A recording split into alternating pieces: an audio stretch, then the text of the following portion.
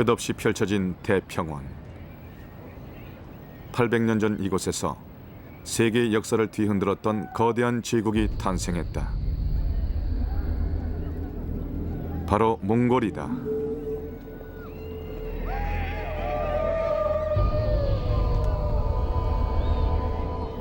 몽골의 거센 파도는 이슬람 제국을 삼키고 나아가 기독교 세계에까지 그 힘을 떨쳤다.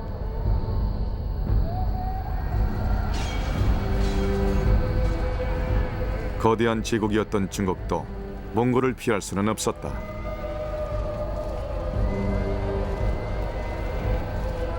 몽골 제국. 동서로 9,000km에 이르렀던 몽골은 인류 역사상 영토가 가장 넓었던 제국으로 기록된다. 제국의 전성기를 일궈낸 주인공은 위대한 칸 쿠빌라이였다.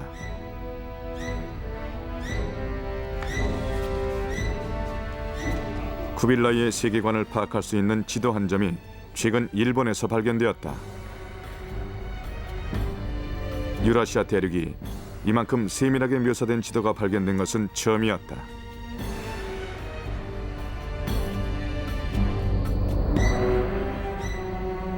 동쪽에는 일본과 한반도가 그려져 있다.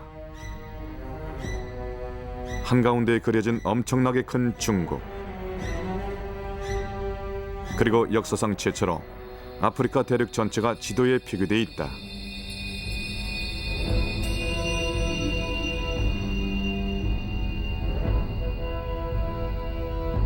지도에 담긴 쿠빌라이 칸의 위대한 이상. 그것은 과연 어떤 것이었을까?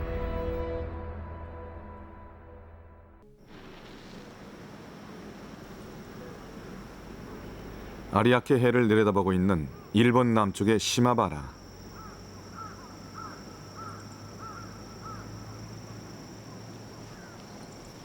(2003년 10월) 세계 각국에서 모인 학자들이 시마바라의 한 절에서 지도 한 점을 공개했다.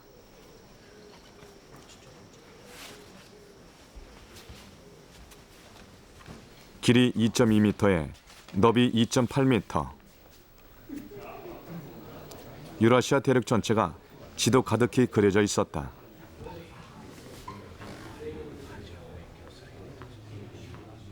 교토 대학 주관으로 모인 중국과 미국 등 여러 나라의 역사와 지리학 전문가 20여 명이 지도 분석 작업에 착수했다.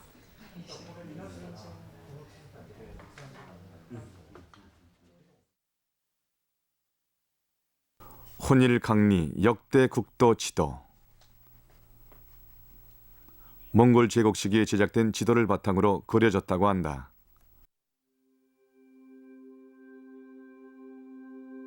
쿠빌라이는 일본 열도 동쪽 끝의 섬으로도 2번이나 출장했었다. 덕분에 일본 지명은 정확히 적혀 있다. 당시 수도였던 교토는 눈에 띄는 붉은색 동그라미다.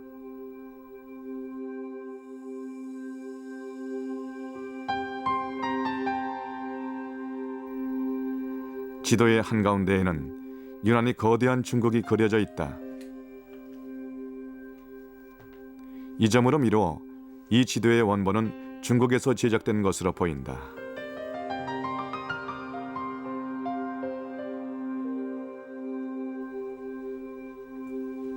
유라시아 대륙의 끝에 인도 대륙이 붙어 있다.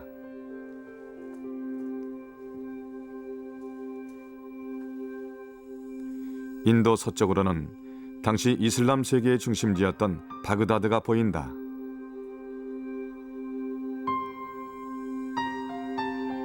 서쪽으로 더 나아가면 유럽이다. 당시 지중해 무역의 중심지였던 마르세유 항도다. 이베리아 반도의 중심 세빌리아도 눈에 띈다. 그리고 놀랍게도 사상 최초로 아프리카 대륙이 거의 정확한 형태로 지도에 표기되어 있었다. 소문을 듣고 반영한 듯 대륙 한가운데에는 커다란 호수도 그려져 있다.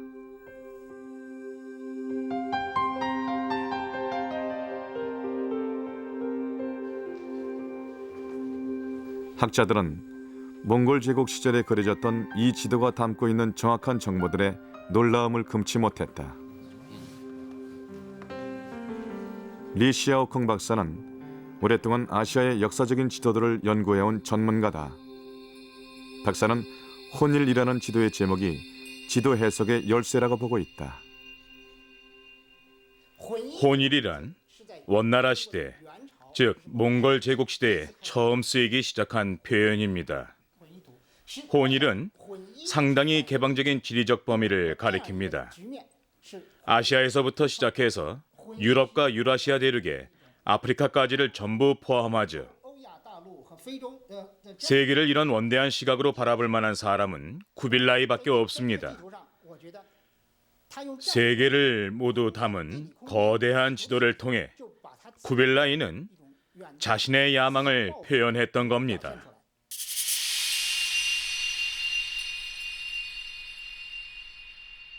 몽골 제국의 정복자인 위대한 칸 쿠빌라이. 그는 과연 어떤 사람이었을까?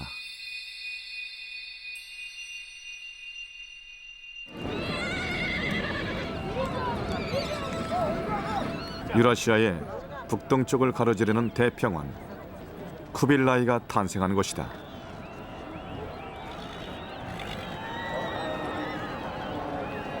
매년 7월이면 몽골에서 가장 큰 축제인 나아담이 수도 울란바토르에서 열린다.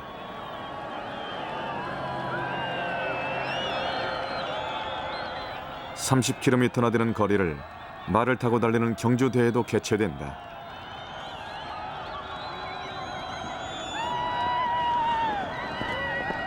대회에 참가하는 선수들은 모두 어린이들이다.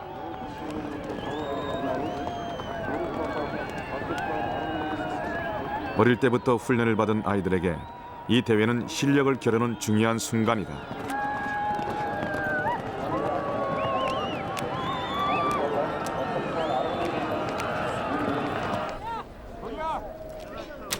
활쏘기 대회에서는 75m나 떨어진 관역에 화살을 맞춰 승부를 정한다.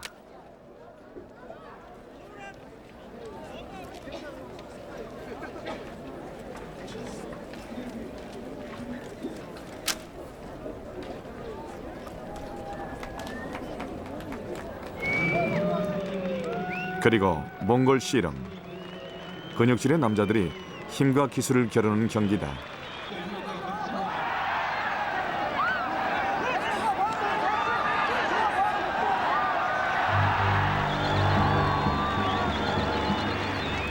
본래 이런 경기들은 몽골의 선조인 칭기즈칸이 병사들을 훈련시키기 위해 보급한 종목들이었다고 한다.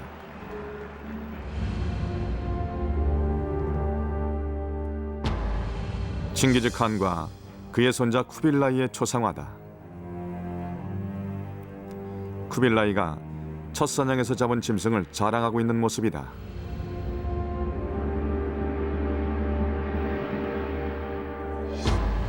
유목민족의 전통 속에서 쿠빌라이는 미래의 몽골 제국을 이끌어 나갈 지도자로 성장했다.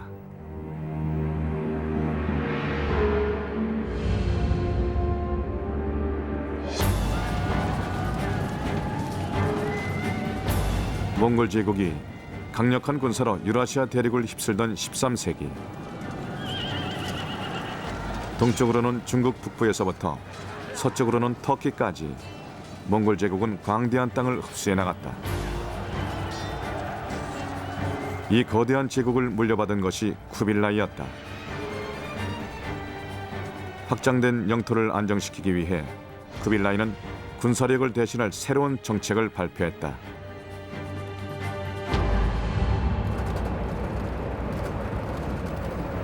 윈난성은 중국 남서지방의 고원 위로 펼쳐진 지역이다.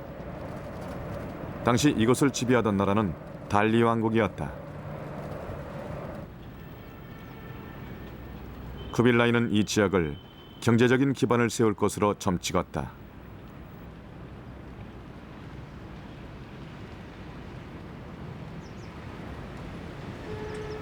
쿠빌라이가 무혈 입성했던 달리 왕국의 성문은 오늘날까지도 유적으로 남아있다. 화평이 합의한 달리의 왕을 그 자리에 계속 앉혀두는 대신 쿠빌라이는 그 지역을 영토로 흡수했다.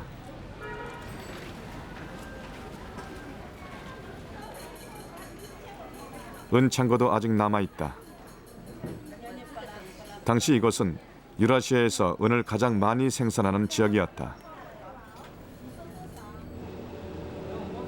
쿠빌라이가 노린 것은 이 은이었다.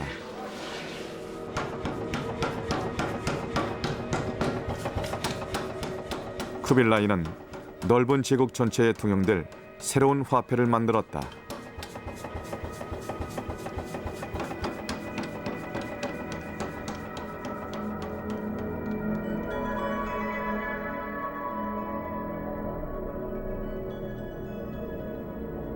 이것은 마티인이라고 불리는 은화폐다. 모양이 말발굽을 닮았다고 해서 붙여진 이름이다.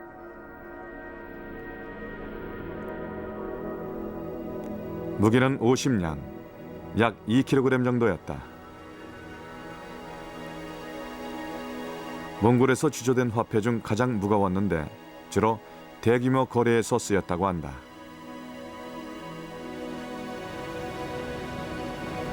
이탈리아 피렌체, 마틴 은화가 얼마나 널리 퍼졌는지의 기록을 여기서 찾을 수 있었다.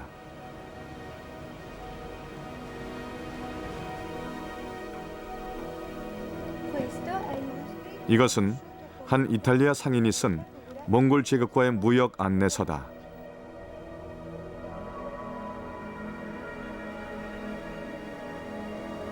이 책에서는 마틴 은화를 발리시라고 부른다.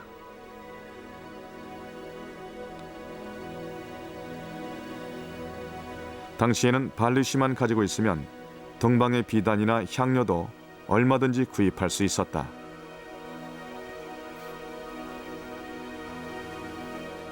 은은 어디에서나 사용할 수 있는 통화로 널리 쓰였다. 이런 성공적인 경제정책은 사실 쿠빌라이 칸이 등용한 뜻밖의 인물이 이뤄낸 것이었다.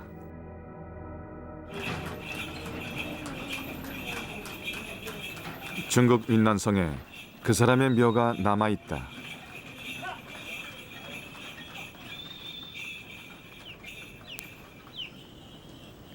쿠빌라이의 부관 사이드 아잘이 이곳에 묻혀 있다. 사이드 아잘은 중앙아시아 출신의 독실한 이슬람교 신자였다.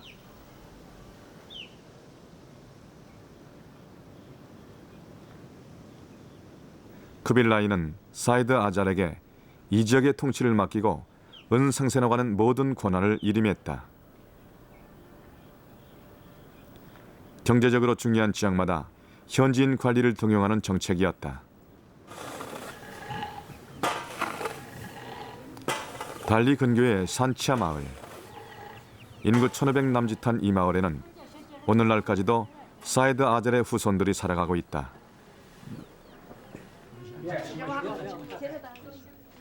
마을 사람들은 대부분 후이족이라고 불리는 이슬람교 신자들로 마시성을 쓰고 있다.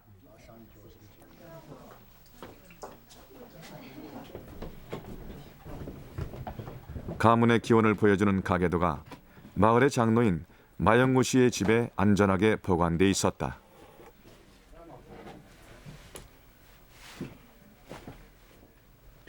이 가계도는 몇 대를 걸쳐 내려온 아주 귀중한 물건입니다. 그래서 상자 속에 안전하게 보관하죠. 이슬람교의 창시자 모하메드로부터 시작된 가게도는 마영구 씨까지 56대가 이어진다.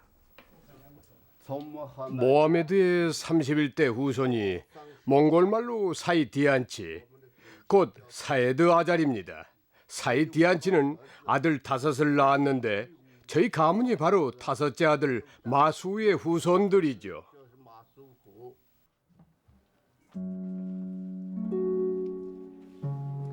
사이드 아잘의 업적은 지금까지도 마을 사람들 사이에서 좋은 얘기거리가 된다.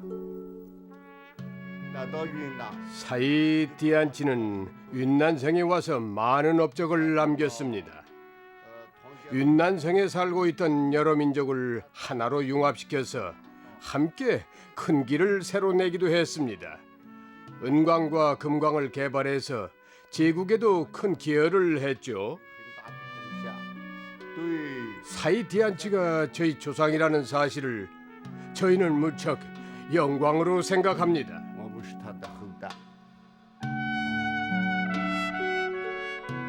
쿠빌라이는 다양한 민족 출신의 사람들에게 중요한 관직을 맡기는 정책을 폈다. 쿠빌라이가 부관들을 거느리고 사냥을 나가는 그림이다. 여기에서도 다양한 인종이 눈에 띈다. 긴 수염을 기른 피르시아 사람, 한쪽에는 아프리카 사람으로 보이는 남자도 보인다. 거대한 제국을 통합하고자 했던 쿠빌라이의 계획은 다양한 민족을 아우르는 정책을 통해 실현되었던 것이다.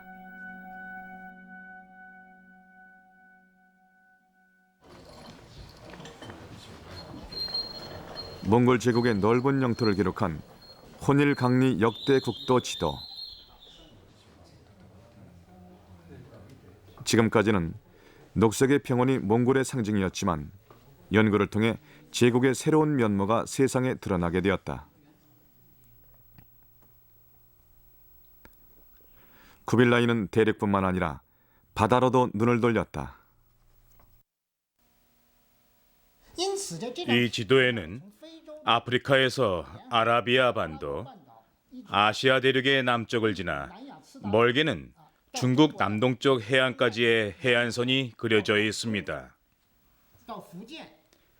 중국의 광동, 푸젠, 제지양, 지양수, 샹동 등 많은 도시가 표기되어 있죠. 이전에는 볼 수 없었던 정확한 묘사였습니다. 바다를 강조하고 해로를 표기한 걸로 미뤄볼 때 원왕조, 즉 몽골 제국은 바다와 해상 교역로에 관심이 많았을 겁니다. 지도에는 정밀한 해안선과 수많은 섬들, 항구 도시들이 빠짐없이 그려져 있다.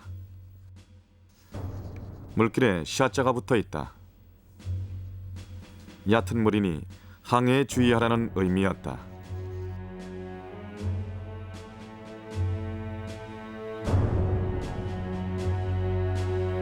그러나 바닷길을 완성하기 위해서는 넘어야 할 큰 장애물이 있었다.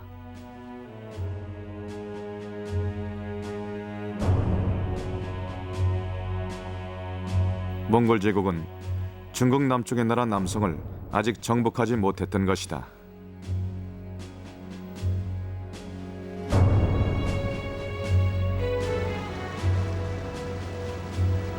남성은 번성한 무역도시 취안저우를 근거로 두고 아시아의 바다를 소나기에 진 나라였다.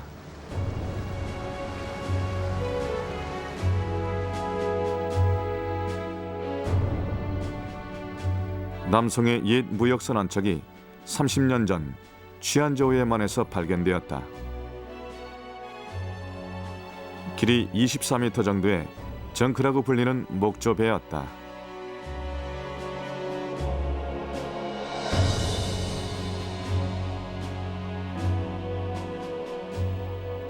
인양 조사 결과 이 배가 거친 바다를 헤쳐나가기에 아주 적합한 구조로 만들어졌다는 사실이 밝혀졌다.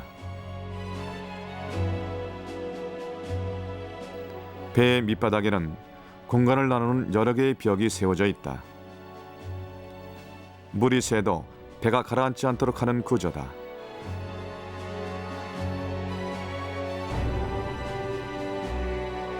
정크에서 발견된 화물들이다.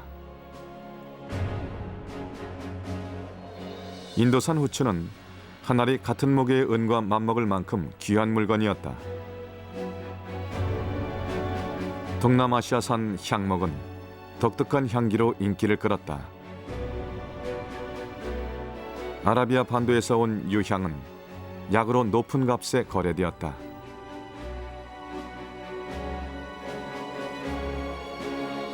아시아의 바다를 지배했던 남성. 쿠빌라이는 남성을 정복하기 위한 위대한 계획에 착수한다.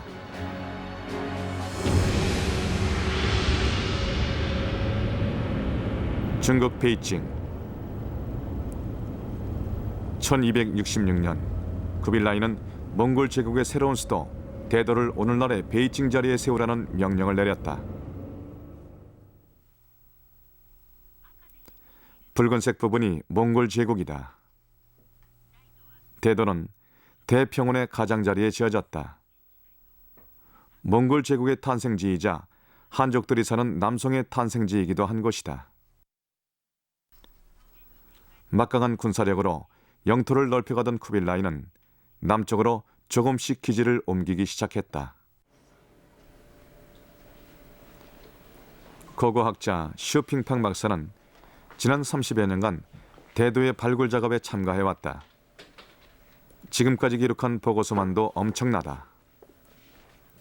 박사는 쿠빌라이의 의지가 대도시의 건설을 통해 나타났다고 믿고 있다. 쿠빌라이는 주 무대였던 몽골의 평원을 떠나 한족들의 땅인 광활한 중국으로 나아가려 했습니다. 대도를 세우고 궁정까지 지은 것도 그 계획의 일부였죠. 새 영토의 수도를 준비했던 겁니다.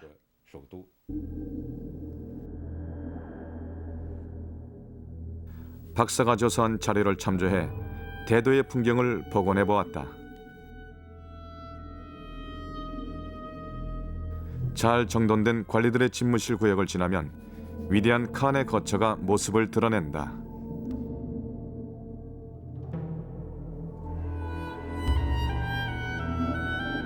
가장 눈에 띄는 것은 대명전의 장엄한 모습이다. 중국식 건축법으로 지어진 이 궁전에서 칸은 여러 가지 황실 의식을 치르곤 했었다. 중국 황제의 상징인 용이 기와를 장식하고 있다.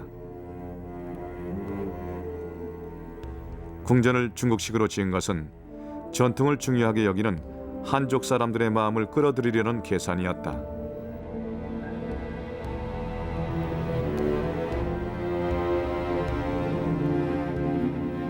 그러나 대명전 옆에는 유르트 혹은 게르라고 불리는 몽골식의 이동식 천막들도 세워져 있었다.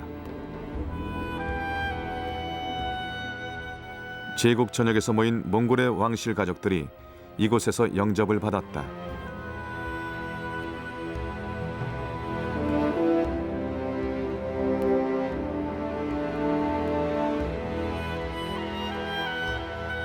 쿠빌라이는 이 왕국의 이름을 대원, 대몽고 제국이라고 붙였다.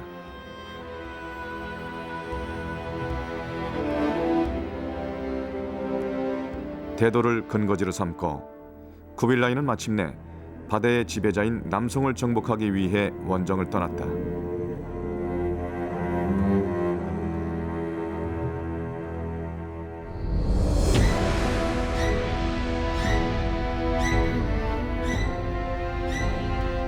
거대한 창장강은 자연의 요새가 되어 오랜 세월 동안 남송을 외침으로부터 보호해 주었다.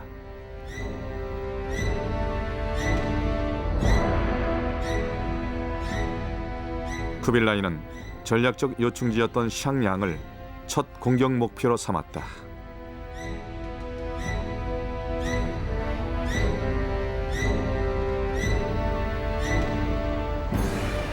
샹양 성도 오늘날까지 남아있는 유적지 중 하나다.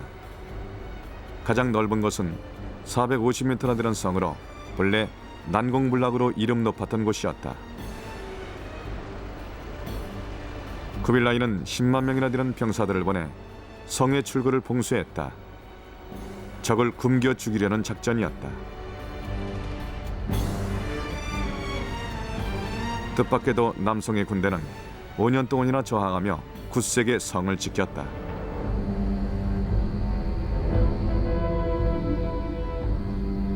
그즈음 쿠빌라이는 혁신적인 무기를 손에 넣게 된다.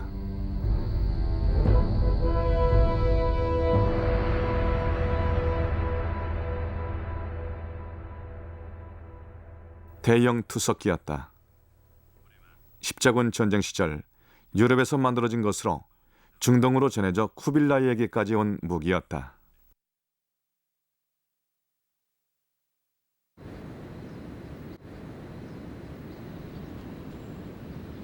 덴마크 동쪽 니커빙에서 복원된 투석기를 이용해 그 작동 원리를 실험해 보기로 했다.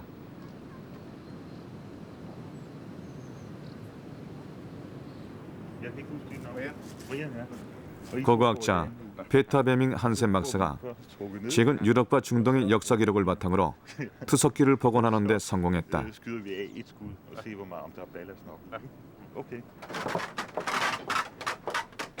투석기는 지렛대의 원리를 이용해 탄화를 발사하는 기구다. 도르래 장치를 사용해 우선 모래상자를 들어 올린다.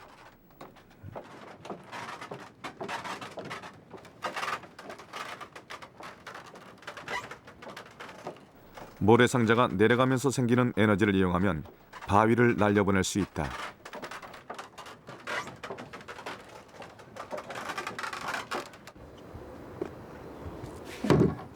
이번 실험에 쓰인 바위포탄 무게는 15kg이었다.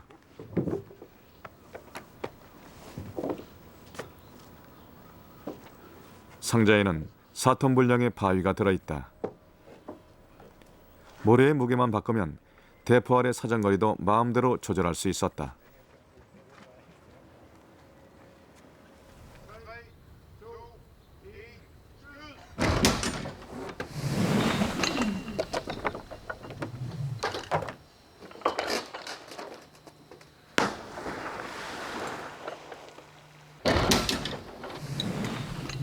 실험 결과 대포알은 최대 600m까지 날아갈 수 있는 것으로 나타났다. 샹양성의 해저를 넘고도 남을 거리였다. 실제 전투에서 성을 공격할 때는 아마도 이런 투석기가 20대까지 동원되었을 겁니다. 투석기로 성한 사람들을 겨냥해 바위뿐 아니라 온갖 물건들을 던져 넣었던 거죠. 성벽 안쪽에 있다고 해서 안전한 건 아니었습니다. 바위, 병든 짐승 시체, 기름통, 벌집 같은 끔찍한 물건들이 쉴 새 없이 날아들었으니까요. 심지어는 정갈과 뱀을 넣은 통까지 사용했다고 합니다.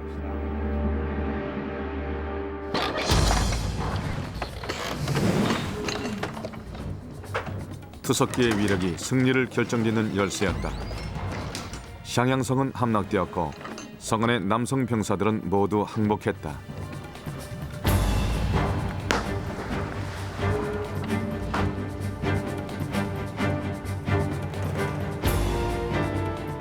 몽골 군대는 기세등등하게 남성 군대를 격파했고 1279년 남송은 무너지고 말았다.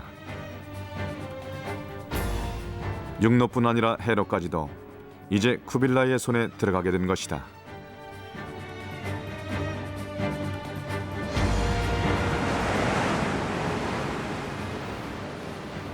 몽골 제국의 기록에 따르면 쿠빌라이는 바닷길을 활용해 여러 가지 해양 무역 정책을 펼쳤다고 한다. 이 정책은 특히 자본이 없는 상인들에게 새로운 길을 열어주었다. 정부, 즉 제국에서 상인들에게 배뿐 아니라 자본금까지 빌려주는 제도였던 것이다.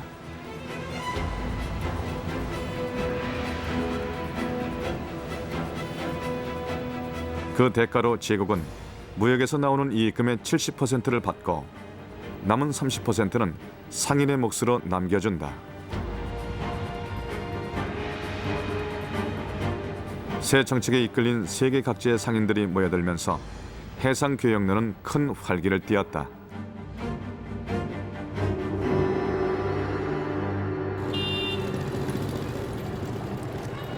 오늘날의 중국 치안저우. 몽골 제국 시대에 활발하게 무역을 펼쳤던 상인들의 후손이 많이 살고 있는 지역이다.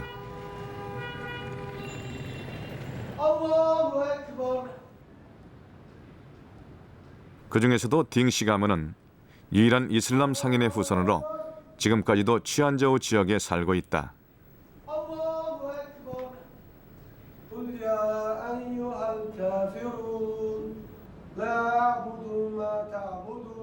모두 2만 명이고 지금은 27대 손이 가문을 이끈다.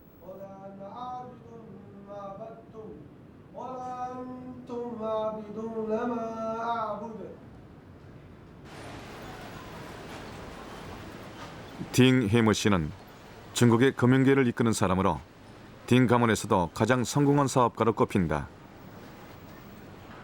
스포츠 산업에 뛰어든 딩 씨는 이제 세계 진출을 앞에 두고 있다고 한다. 700년 전 저희 조상님들도 사업에 재능이 있으셨던 모양입니다. 중동에서 쥐안저우까지 오는 동안 사업까지 옮겨오기는 힘들었겠죠. 사업에 뛰어난 능력을 발휘했을 뿐 아니라 끝없이 노력하려는 의지가 있었기 때문에 이 땅에서 살아남을 수 있었던 겁니다. 조상님들이 물려주신 상인의 피 덕분에 지금의 딩씨 가문이 있을 수 있었다고 생각을 합니다.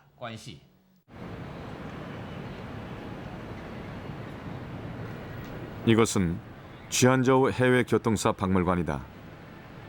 이슬람 상인들이 이 지역에서 자신들의 종교와 전통을 인정받았었다는 증거를 이 박물관에서 발견할 수 있었다. 이것이 전부 옛 취안저우에 살던 이슬람 사람들의 석관입니다. 대부분 원나라 때 것들이죠. 아랍에서 취안저우로 옮겨온 사람들은 10,000명 가까이 되었었습니다. 석관에는 달이 새겨져 있죠. 달 문장이 새겨진 관이 이슬람 사람 것입니다.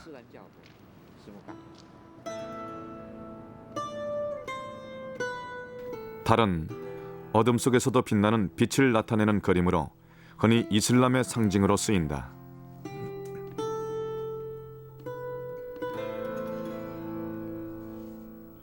쿠빌라이의 정책을 따라 이곳에 정착한 이슬람 상인들은 아라비아 해와 인도양, 중국까지를 잇는 거대한 해양 교역망을 구축했다.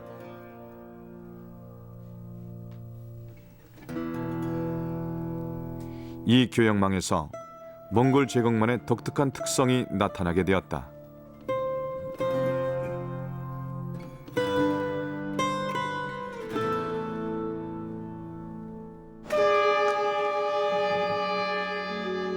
중국 장시성 징더전.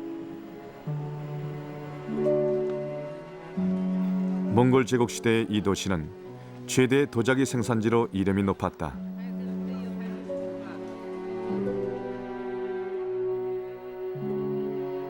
바로 이곳에서 청화가 탄생했다.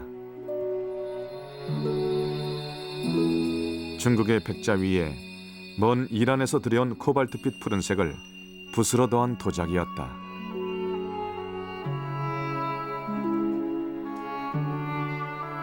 유라시아 동쪽과 서쪽의 기술이 어우러져 탄생한 아름다운 상품이었다.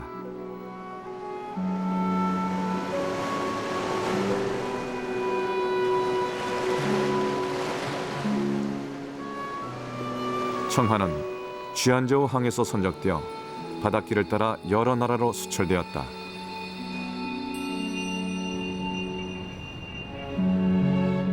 청화의 아름다움은 아프리카 대륙에까지 닿았다.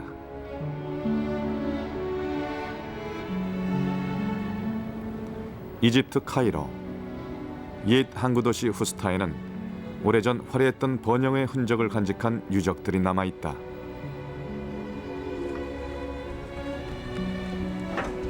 발굴 작업은 20세기 초부터 지금까지 계속되고 있다.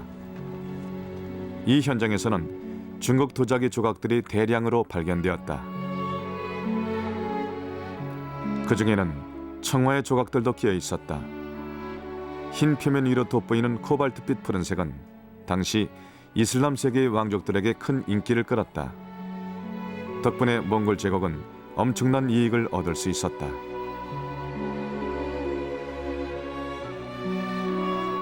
쿠빌라이는 항구마다 관리를 두고 무역과 해상 교역을 관리했다. 중국에서 아프리카까지의 모든 백길이 쿠빌라이의 손안에 있었다.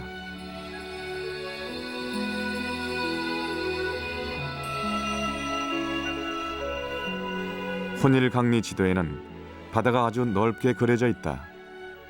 쿠빌라이는 제국을 지배할 새로운 개념적 근거를 여기서 얻었던 것이다. 그러나 쿠빌라이의 야망은 여기서 끝나지 않았다.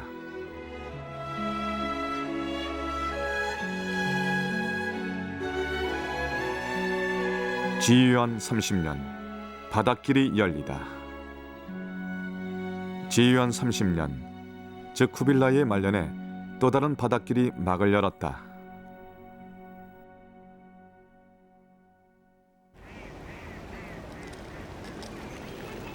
옛날 대도였던 오늘날의 베이징.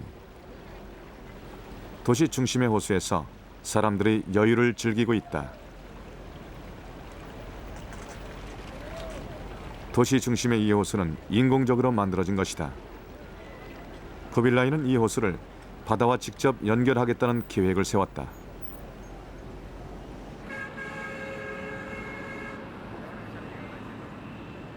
그러기 위해서는 바다에서 호수까지 50km나 되는 운하를 건설해야 했다.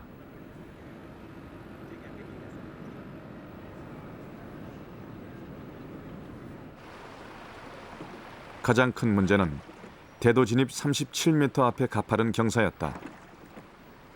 이런 지형에서 상류로 거슬러 올라가는 것은 불가능해 보였다.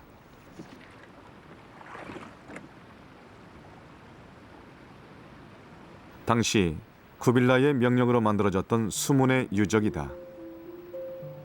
수면의 차이를 극복하기 위해 수문을 이용해 수심을 조절한다는 원리였다. 수문은 5km마다 한 쌍씩 세워졌다. 수문을 닫고 수면을 높이면 배는 조금씩 강을 거슬러 올라갈 수 있게 된다.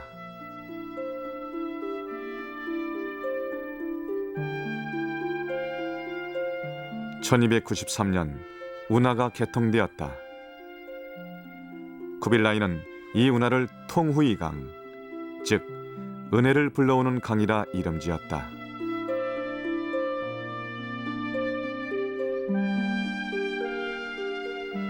혼일 강리 지도가 만들어졌던 지유한 30년이 통후이강이 개통되던 바로 그 해였다. 운하가 열리자 먼 아프리카와 중동, 인도의 상품들이 들어오기 시작했다. 대도는 세계의 바다와 직접 통하는 도시였다. 쿠빌라이의 계획이 마침내 완성된 것이다.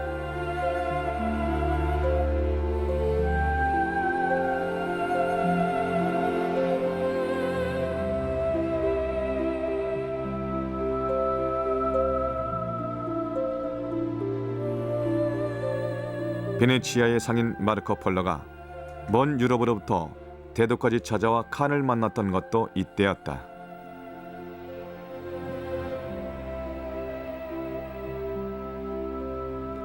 마르코 폴로의 여행기다. 그는 이 여행기에서 대도를 칸의 도시, 즉 캄바리크라고 부르며 번영한 풍경을 묘사해 두었다.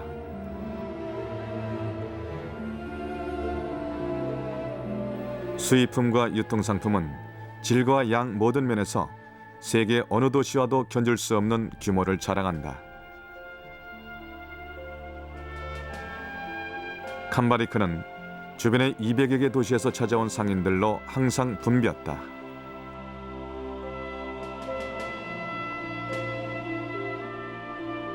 또한 마르코 폴로는 도시의 모든 곳에서 종교의 존재가 느껴지는 대도만의 독특한 분위기에 매료되었다. 몽골 귀족들 중에는 티베트 불교로 개종한 사람들이 많아서 티베트 사원의 흰 탑들도 많이 세워졌다. 유럽에서 많은 기독교인들이 찾아오면서 선교 활동을 펼치기도 했다.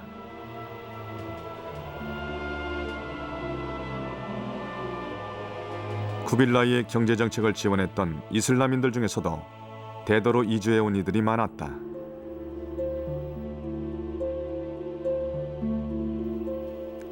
마르코 폴로에 따르면 쿠빌라이는 종교들을 똑같이 존중하는 의미로 여러 종교의 축제에 모두 참석했었다고 한다.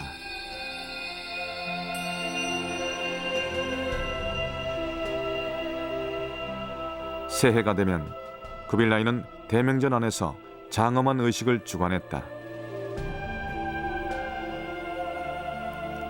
마르코 폴로는 이 의식을 지켜본 소감을 기록에 남겼다.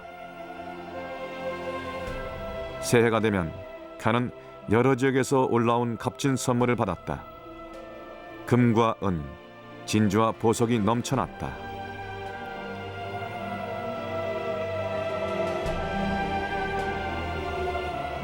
의식이 열릴 때마다 세계 여러 나라의 왕족들도 찾아와 위대한 칸의 덕을 칭송했다.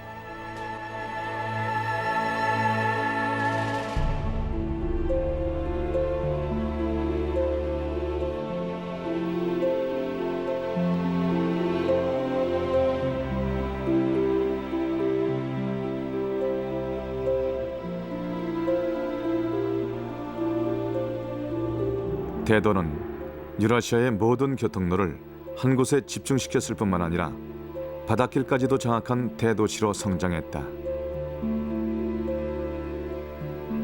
그 당시에는 대도야말로 세상의 중심이었다.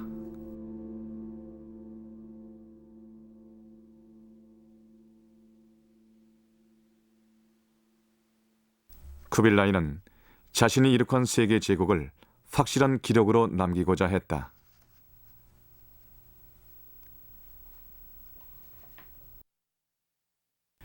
해 뜨는 곳부터 해 지는 곳까지 전부 나의 영토다. 전 세계의 모든 지도를 모아 하나의 지도로 통합하라. 그러나 원본 지도는 역사의 질곡 속에 유실되고 말았다.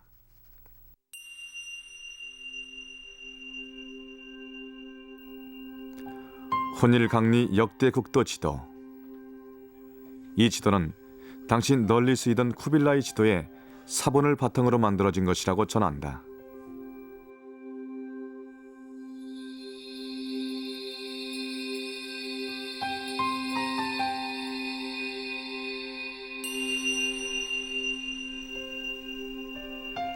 유라시아의 여러 문명들이 만들어낸 길들.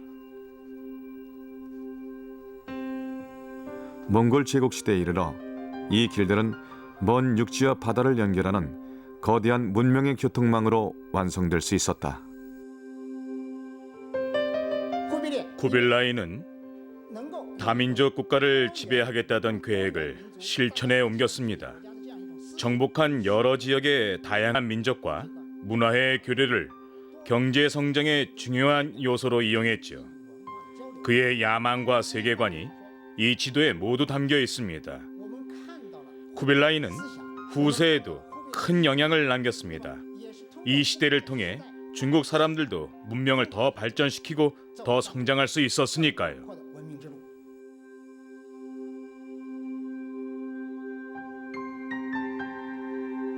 (1294년) 쿠빌라이는 80세의 나이로 대도에서 평화로운 죽음을 맞았다. 제국의 미래는 다음 세대의 몫으로 남겨졌다.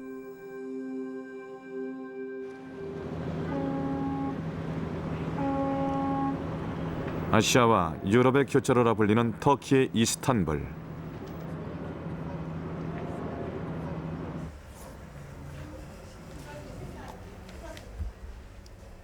쿠빌라이가 임종 직전 몽골의 왕족들에게 남긴 말이 여기에 기록으로 남아있다.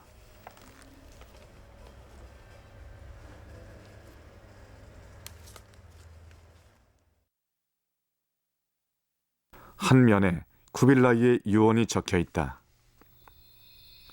왼쪽에는 몽골어로, 오른쪽에는 터키어로 번역된 내용이다. 유언의 내용은 다음과 같다. 나의 아들들아, 내 뒤를 이어 사람들을 모으고 나라를 지배하기를 원하고 있느냐?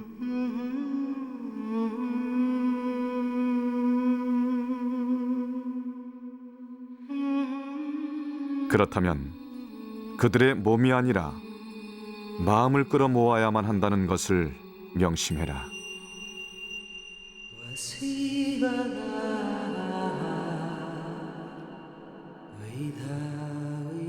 그러나 쿠빌라이의 죽음 이후 제국의 왕위에 오른 자들은 몽골족과 한족 사이의 당파를 만들고 끊임없는 마찰을 빚었다. 이런 갈등 속에 제국의 기반은 뿌리부터 흔들리기 시작했다.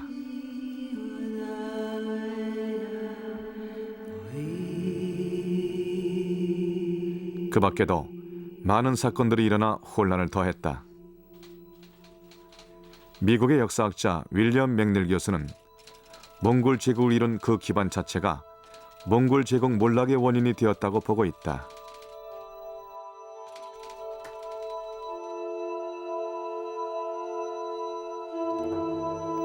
맥닐 박사는 14세기 유럽에서 발생했던 흑사병에 주목했다. 흑사병의 유행과 몽골 제국의 깊은 연관을 발견했기 때문이다. 흑사병은 몽골 제국에서 시작돼 유라시아 전체를 휩쓸었습니다. 크리미아의 카사에서부터 배를 타고 유럽에까지 닿았죠. 이전까지의 이동 수단은 낙타를 타고 초원지대 안에서 움직이는 정도가 고작이었지만 몽골 제국과 몽골의 병사들은 이제 새로운 이동 수단을 사용하고 있었습니다. 몽골은 세계와 소통하기 위해 많은 길을 새로 열었지만 바로 그 번영으로 인해 유라시아 전역에 흑사병이 퍼지는 결과를 낳았던 겁니다. 결국 몽골은 스스로 세력을 약화시키는 꼴이 되고 말았습니다.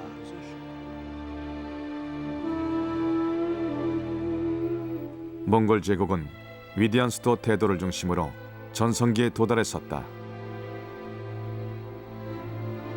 인류 문명의 역사에 큰 발자취를 남긴 채 몽골 제국은 14세기 후반 지구상에서 사라지고 말았다.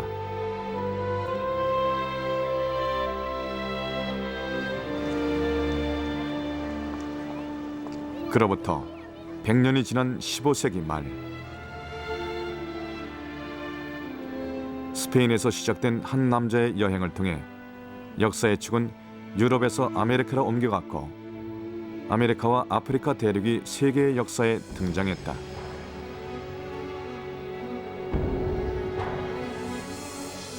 대항해 시대의 시작이었다.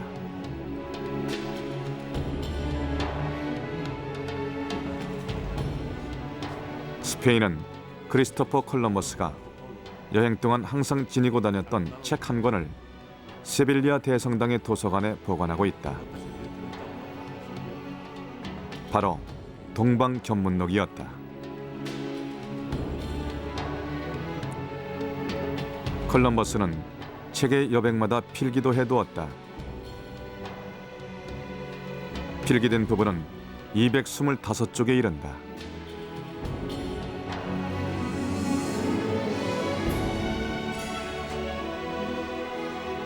대도를 묘사한 부분을 강조하기 위해서인 듯 책에 손가락을 그려놓기도 했다.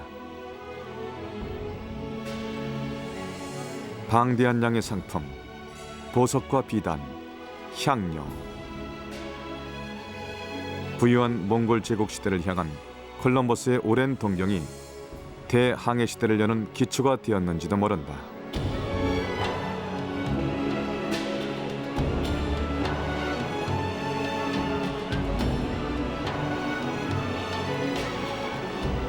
문명의 길. 유라시아의 대륙과 바다를 가로질렀던 수많은 길마다 수많은 문명의 흥망성쇠가 새겨져 있다. 그리고 오늘날 우리는 문명의 충돌과 통합이라는 하나된 세계 속에 살아가고 있다. 다음 세대를 위해 우리가 열어갈 문은 어떤 것일까? 미래에 대한 영원한 질문이 우리에게 주어져 있다.